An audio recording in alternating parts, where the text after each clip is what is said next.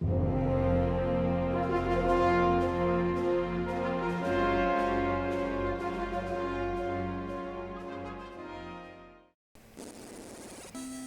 everyone and welcome back to Let's Play Final Fantasy. In the last part we beat up Lich and now we're back in Melmond. Because I want to buy some spells for... Zero. No, not Ico. I was gonna say Ico and then I failed. We want to get Cure 3 and Fire 3 for Zero. Fire 3 I would assume is for enemies that are weak to fire. Yeah, which there's pretty much none of coming up. Of course not, because we're gonna be in a volcano the whole time. Spoiler alert. Now, right here, we want to come back to the circle stages, but right now I'm going to tell you, off screen, I forget when, I'm going to come back here and buy Cure 3 for Ico, and Light 3 for Zero. Anyway, Lucan here is supposed to give us something. Instead, it's this guy. He gives us the canoe. The canoe is kind of like the ship that we already have, except the fact it can only go on river tiles. That's really creative. I wish they had implemented something like that in later Final Fantasy games. Yeah, and I know they kind of did. I know that. Showtime. I know they kind of did that with Boko and 5 and stuff like that, but yeah, it's a bit disappointing that it didn't get used again. But still, also I'm using it in because I want to restore my spell charges, HP, and save. And if you're wondering what river's tiles look like, well, just look all around Crescent Lake. This is all considered a river tile. And now we're gonna head for Gurgu Volcano. Players from later translations and Final Fantasy IX would know it as Gulug. But not before facing off against our first new enemy, Kary, known as Piranha in later translations. I'm gonna leave the stats to you this time because I need to get that page open. Okay. They have 92 hit points, they resist fire and quake, and they're weak to bolt. Thunder spells. Yeah. They attack really creepy looking sprites. Yeah, I was just about to say. I forget, did Nomura do the boss and did the enemy designs for this? Was that a mono? I could look. I guess we'll find out when it comes to the credits. If you can remember this, anyway. Maybe we could just say Piranha Sprite, and then we'll say, oh, I remember. Yeah, I suppose. Mind you, I actually am not rendering these until they're about to go up, which is a rare occasion for me. Probably because anyway, I'm the basic way you want to... yeah, probably. The way that you want to go in this place, in this weird maze of water stuff, is fighting another Hydra. 212 HP, nothing really to speak of, really. Which doesn't really make sense, because usually Hydras are special cases. Especially in 5, because there's this one dungeon where there's 2 of them. And I ran into 2 of them, and then I got a game over, because I killed the first one, forgot to heal up, and then I had no idea I'd run into the other one, and I died.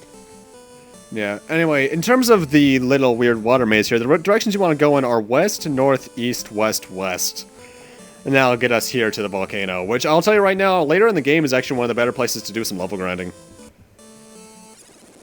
Do better enemies appear later on in the game, or something?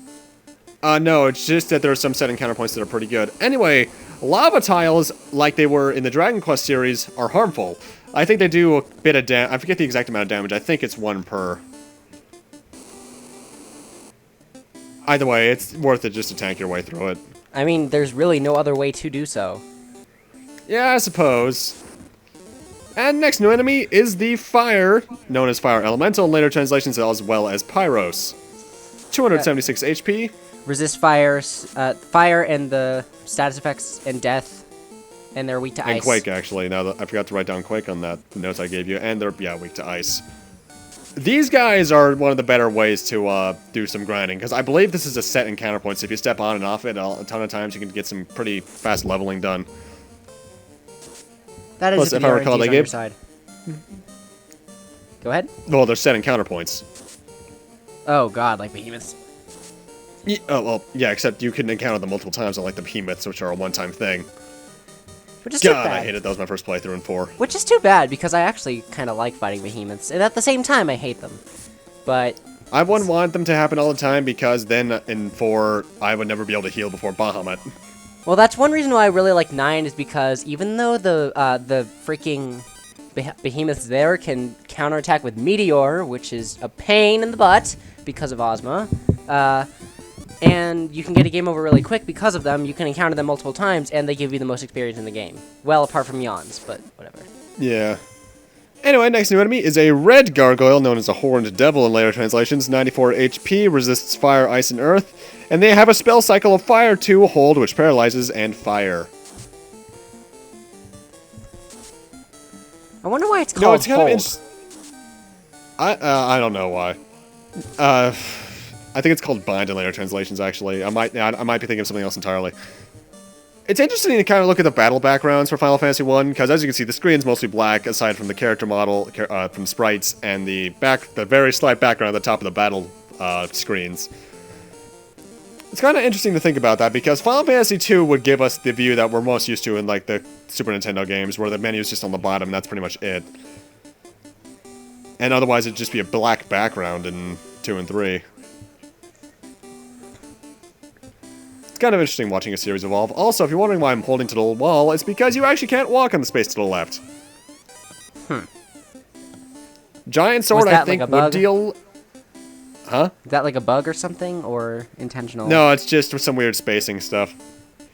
Anyway, the giant sword, I think, is supposed to deal more damage towards giant-type enemies, or it might just be a very powerful sword, I forget, but if it does deal damage to more giant-type enemies... it probably doesn't work, because general rule of thumb is that unless it's a sword that causes instant death when you use it as an item, its special effect doesn't work. Anyways, next enemy on our list is Centipede, also known as Enkeg in later translations. Enkeg, especially in Final Fantasy V, is when I've seen them that way. Are they in 4 also? I think you're thinking of millipedes. Probably. Either way, 222 HP and their attacks can poison you. And in 5, they have Quake attacks, which is not fun. You know, it's actually notable about this I can think about. This kind of reminds me. There was actually an MSX version of this game. Not MSX. Actually, yes, there was an MSX version of this. There was also the Wonder Swan versions. But a lot of the characters have very strangely different sprites in the MSX version, where the colors are slightly off, and some have just completely different sprites. We'll see a couple of those later on. I have no idea why you didn't heal up. Because your monk and you had Sid and Zero at like 13 hit points each. Why do you think there was a blur right after that battle? I didn't see... The transition, right? I didn't see the blur. My transitions are all really quick. They're 0.3 seconds, so you have to really keep your eyes out. And my next new enemy is one I absolutely hate. Paralisks, known as Pyralisks in later translations. 44 HP, resist fire, quake, weak to ice. And their gaze attack, instant kills. Okay, that is bad. They're pretty much, in a way, buffed up versions of the... Cockatrices, but... Due to the fact that they can instant kill you and give you no chance of revival until you head to a church, that's pretty annoying. No chance of revival until you head to a church? Yeah, churches are where you do your revivaling. So there's Wait, there's no Phoenix Downs or anything in this? There are life potions if I recall, but they're pretty late in the game, and then there's the life spell. Ugh. Anyway, next new enemy is an iguana, known as a lizard in later translations, 92 HP. I think they have... I gave Kenny the notes to the enemies, obviously, as you know by now. There's nothing special in notes here. Yeah, but the thing is, I'm looking at my notes down below me, which are on paper. And this enemy and the next enemy, I think, share the blaze attack, which deal some decent fire damage. So like a fire awe spell, then. It's pretty much equivalent to that, I believe, though later versions of it would be closer to the blaze attack those Hellhound things have in Final Fantasy IV. Oh, I believe. So like attacks the whole party for like maybe 300 fire damage, something like that. Yeah, pretty much. I think it's very slightly stronger than a Fyra. Freaking Lunosaurus, they have that attack, and it's very bad. Yeah. I hate those things. Got a lot of treasure chests in here, obviously, along with a set and counterpoint with the Grey Worm, which is the one I gave him the notes as the blaze attack. 280 HP, resists fire and quake, and weak to ice. That actually looks like a very detailed... it looks like it had that specific sprite had a lot more attention than others. Well, the thing is, one of the things I like that they did about the enemies in Final Fantasy 1 is that they take advantage of the black background they're on. Because if you look in the map, you see where all the black is. That's actually the absence of color in a sprite. It's using the background to its advantage. That's pretty creative, though. They found a lot of workarounds for this game. I think either to save memory or just to be lazy. Because the amount of bugs in this game show that they definitely didn't pay full attention. Considering the fact that they needed this game to save themselves from bankrupt, for Square anyways, I don't think they were lazy on it. Yeah, I forget, we actually may have mentioned this already, but this was going to originally be Squaresoft's last game. That's why it was called The Final Fantasy. But then it sold extremely well, and they were like, oh crap, how do we make a sequel to something we called The Final Fantasy? Final Fantasy 2! Which is not good, as I've heard. But there's the blood sword. Yeah, I suppose. Also, you might be wondering why I edited back to the stairs of the previous floor. That's because I exited the place and healed up. Because from here on out, there's not many treasure rooms to go after. Ugh. Honestly, lava damage in this is kind of just like a pot shot. It doesn't really hurt that much. If you want a game where lava damage really hurts, go for Final Fantasy Adventure, where it does like 150 damage. Well, I mean, all kinds of traps. Especially in 4, they do a lot of damage, especially in the Sylph Cave. Ugh, the Sylph Cave. I'm not looking forward to that.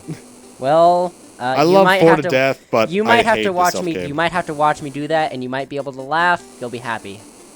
Should I have a guide up for that so I can help you get around and find all the hidden treasures? Probably.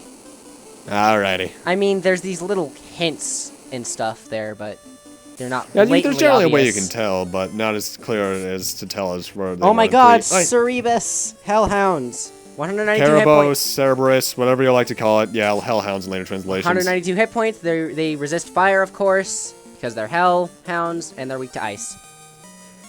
A lot of the enemies, as you're seeing, aren't that big of a deal. Part of that's because I'm over-leveled, another part is because it's just that simple of a game.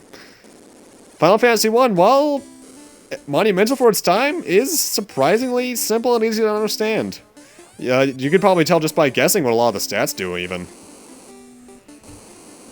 Though, good luck finding out where you're supposed to go. Easily. Well, that's one reason why I kind of like tutorial heavier games than this, because you're given a bit of. I mean, this game it seems to be completely non-linear. It pretty much is. Well, mind you, that was something that a lot of games had in common back in the day. Like, you look at Legend of Zelda, considered one of the most monumental adventure games of all time, but it is not only archaic, but it's also non-linear as all hell. Because you literally start off, you get the sword, and then you go. And then you have no clues as to where you're supposed to be going. Part of that was intentionally designed. It was partially designed like that, so it could lengthen the gameplay time of the game. But at the same time, what was I going to say here? Crap, I had something in mind. Shit. I'll probably remember it by the time I'm editing it, and I'll probably just put it in a thing. That's gonna bother me now. Damn it. Oh well. Empty treasure boxes always sadden me. Well, that's because I already looted it. Oh. Well, still. Even if it's shared data. But I mean, in any Final Fantasy game, empty treasure chests sadden me. Yeah, actually, it's a good thing you brought up the empty data, the shared data thing. There might be times in Final Fantasy when you go up to a chest you've never opened before, open it, and it says it's empty. That's likely because it's a shared treasure chest. Its entity data is somewhere else as well, and you opened that version of the chest, which somehow emptied the other version. It's weird. Entity data like that. I guess they forgot to mark them each as their own entity or something.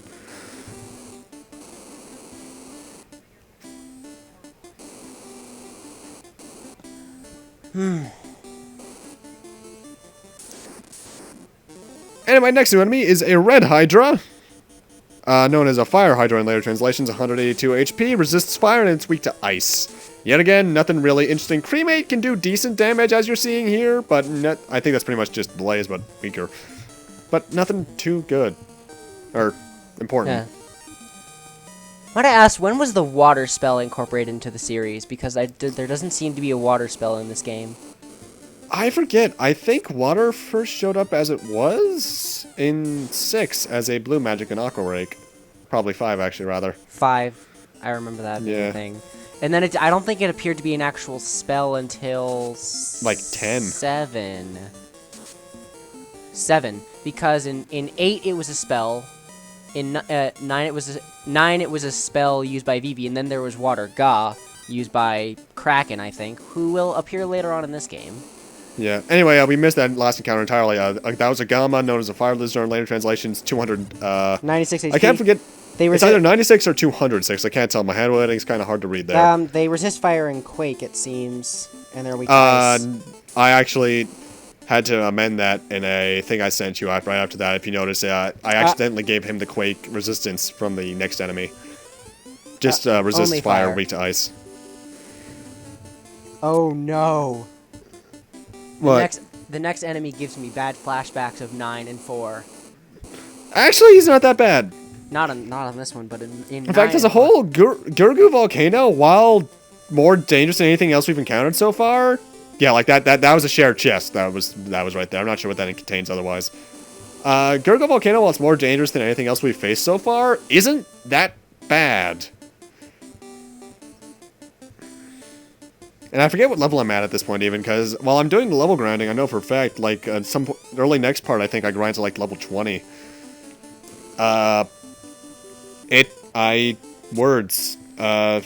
It doesn't take much to be over-leveled. Well, oh, I remember what I wanted to say. I don't need to put it into the thing anymore. What do you want to say? The weird thing with the design of the sprite of the fighter that we're seeing here is that in the later versions of the game, and most notably the Game Boy Advanced and PSP versions, he looks a lot like Dart from Legend of the Dragoon. Next is the Red Dragon. I hate Red Dragons because of 4 and 9. 248 hit points, they resist fire and quake. Or are they even immune to quake because they're... I think they just resist. And they're weak to ice. And if you're not noticing, I'm pretty low on HP. Mm-hmm. Yeah, that was probably... Incompetence? No, that was probably some red hydras. Oh, probably. Because cremate does hurt in the end, at the end of the day, so I need to be a bit more careful. Small damage adds up pretty darn fast, so... Also, as you notice, I'm changing my setup around. You might be noticing why Sid has nothing equipped, even though he has all that silver armor. Don't equip your monk with armor, because it actually just lowers his agility, just a tad. But just that tad can be enough to screw you over entirely. Anyway, I believe we're actually at the boss right now. Yeah. Yes. Is that you, the Tinder that defeated the Fiend of Earth and disturbs my... Oh, okay, never mind. See you later. Next boss fight is Kary, known as Merilith in later translations, 600 HP. Resist poison, fire, ice, and lightning. 37.5% chance of casting a spell. They have a spell. And that spell cycle is Fire 2, Dark, Fire 2, Dark, Fire 2, Hold, Fire 2, and Hold. It's a lot harder in 9. She casts Anti-Fire, which I believe... actually, no, I think that was me casting Anti-Fire because she has fire attacks. The main thing to keep up with her is the fact that you need to keep up on your healing because she does hurt. She has very little HP, yes, but she can still damage you pretty quickly. So make sure you keep up on your healing, cast Anti-Fire, so you take less damage from fire attacks, and just deal out your damage as fast as you can. You know what I wish they implemented in 9? Kind of like, I mean, like they do in this game, you fight all four of the fiends, but in 9 you only fight one to begin with, and then you fight all 4 of them. Yeah, that was something I was kind of bummed out about in 9, that we didn't get to fight them all, but oh well. Now, fun little facts about Kary here. I mentioned that her name is Merilith in later translations. They didn't use that because they feared that they'd be infringing upon copyright of D&D, I believe. But Kary is also still a mistranslation. It's supposed to be Kali, which is a Hindu goddess of destruction. And then there's that mistranslation of L's and R's again. Yeah, pretty much. Though admittedly, whenever I talk about this boss around my family, more accurately my brother, he goes, wait, what? Because our eldest sister's named Kary. So I just imagine this boss here with my sister's face on it, and it gets kind of awkward. That is kind of weird. Yeah. I could imagine your face being on Zell right now. I would be doing nowhere near that much damage. I'd be more of the red mage, actually. You would be 0? Yeah. Anyway, fun little fact, actually. For some reason, the PSP version... You're hearing the theme, obviously, that you're hearing when we're fighting these things. That theme's not going to be used for the next 2 fiends because for some reason they have 2 entirely different theme songs. Also, the music fades in only to get faded out again. But yeah, Kary probably the hardest boss so far in the game. She can hurt you pretty bad, but as long as you keep on your toes, she won't do too much to you, hopefully. And with that... Yeah, we're going to need to end this off here. Not quite. First off, I'm going to be doing some healing around here. And also, with that, we have 2 of the 4 orbs restored, which means we're halfway through the game. In fact, we are almost exactly halfway through the game. The game ends on part 15, so with that, we're going to need to end this off here. Thank you guys for watching. And in part 8, we will be heading to an ice cave. There we go. No, that's the thing we're doing. Water. All right. Yeah. Oh boy. Not looking forward to the ice cave. See you guys then.